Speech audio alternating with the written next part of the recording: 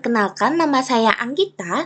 Di video kali ini saya akan menunjukkan bagaimana saya mengubah data rental menjadi wawasan bisnis yang strategis melalui proses data cleaning dan visual dashboard.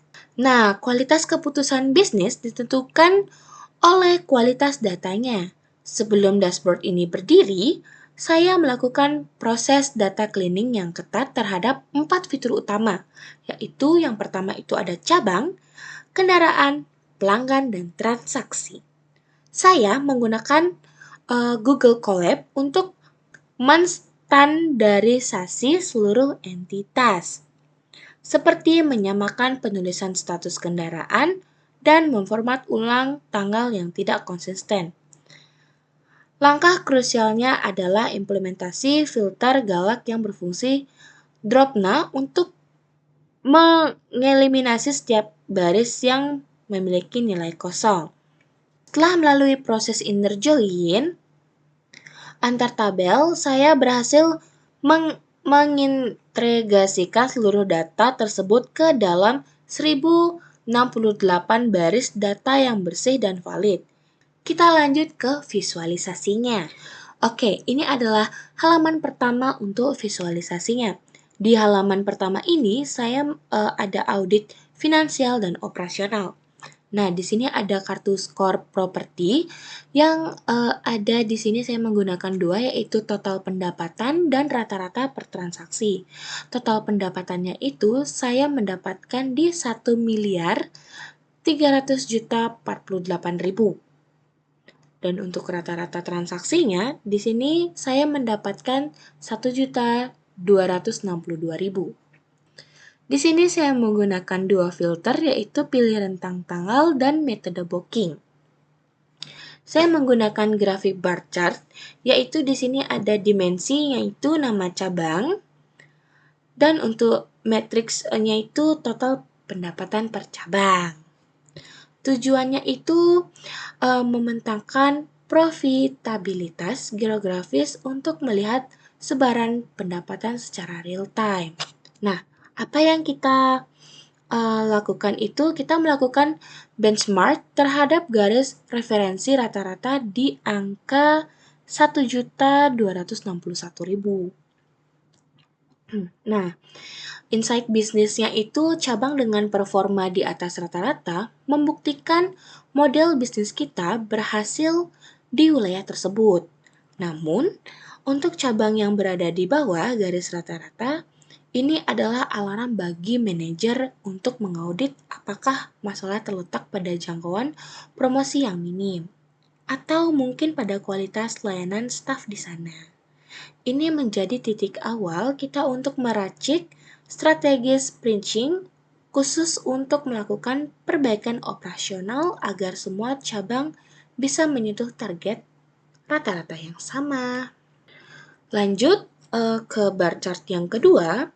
Di sini saya menggunakan dua dimensi, yaitu yang pertama ada dimensi metode booking dan status transaksi.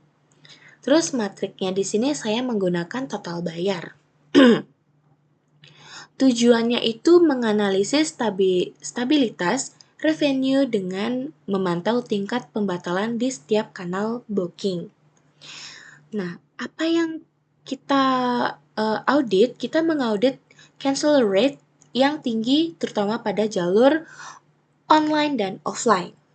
Nah, insight bisnisnya itu cancel rate yang tinggi pada jalur online dan offline adalah kebocoran pendapatan yang signifikan. Kita menyimpulkan bahwa metode booking tersebut sangat rentan terhadap ketidakpastian pelanggan. Strategi audit kita ke depannya adalah menerapkan sistem deposit wajib atau verifikasi pelanggan yang lebih ketat sebelum transaksi dikunci, sehingga kita bisa mengonversi batal menjadi selesai dan menjaga arus kas tetap stabil. Kita lanjut ke halaman 2. Kita lanjut ke halaman yang kedua. Di sini saya menggunakan 3 filter, yaitu yang pertama ada model kendaraan, yang kedua ada jenis Dan yang ketiga ada cabangnya. Nah, kita lanjut ke bar chart-nya. Di sini saya menggunakan bar chart dengan dimensi model dan metriknya di sini ada top 10 model kendaraan. Oke, tujuannya ini untuk mengidentifikasi model high perform untuk optimasi stock keep unit.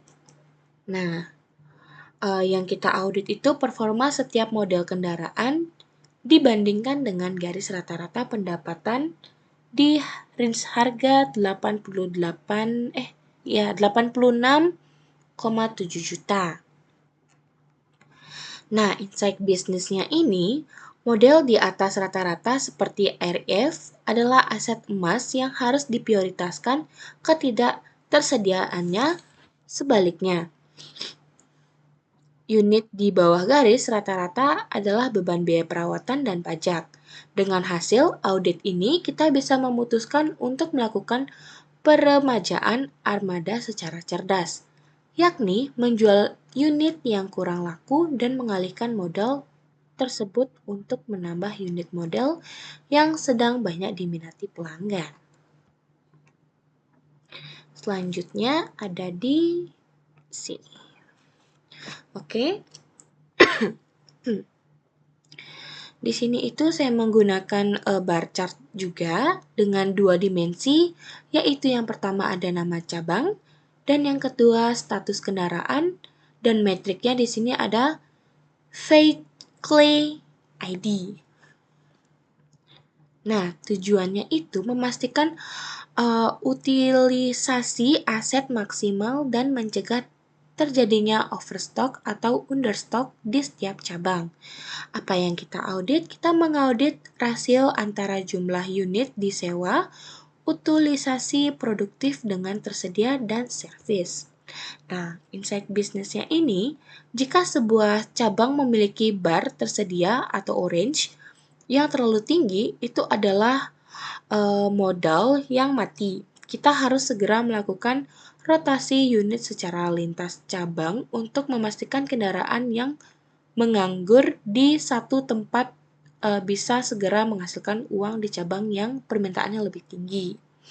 Ini adalah cara kita memaksimalkan ROI dari aset yang sudah kita miliki. Lanjut kita ke halaman yang ketiga. Di sini saya menggunakan 3 filter, yaitu yang pertama ada rentang tanggal, kedua ada kota atau domisili, dan yang ketiga ada sumber akuisisi.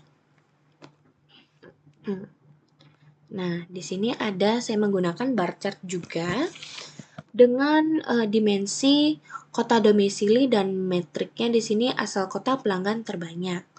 Tujuannya itu untuk mementangkan penetrasi pasar di seluruh wilayah jangkauan kita. Apa yang kita audit? Yang kita audit itu adalah kota-kota dengan pelanggan di bawah garis rata-rata. Rata-ratanya itu ada di 105,9. Nah, insight bisnisnya itu adalah kota yang angkanya masih rendah adalah lahan basah untuk ekspansi. Kita bisa mengaudit apakah ini karena kurangnya brand, Expure keputusannya alokasikan kampanye hyperlokal khusus ke kota tersebut untuk menaikkan penetrasi pasar ke level yang setara dengan kota besar lainnya. Next, di sini ada pie chart. Dimensinya itu saya menggunakan sumber akuisisi dan metriknya di sini ada customer. Tujuannya itu mengevaluasi efektivitas kanal pemasaran terhadap jumlah pelanggan yang masuk. Apa yang kita audit? Di sini yang kita audit ada conversion rate dari tiap kanal seperti Google ADS dan TikTok. Nah, insight bisnisnya itu Google Ads berkontribusi 24,1%, menjadikan kanal akuisisi paling dominan. Sebaliknya, kanal IG ADS yang hanya 7% perlu diaudit ulang konten dan target audiensnya. Audit Audit ini bertujuan untuk menggeser anggaran pemasaran dari kanal yang boncos menuju kanal dengan return on investment ROI tertinggi, sehingga biaya akuisisi per pelanggan CIC bisa kita tekan seminimal mungkin. Sekian dari video penjelasan saya. Jika ada kesalahan kata, mohon dimaafkan dan terima kasih. Selamat jumpa, ditunggu video selanjutnya. Tata!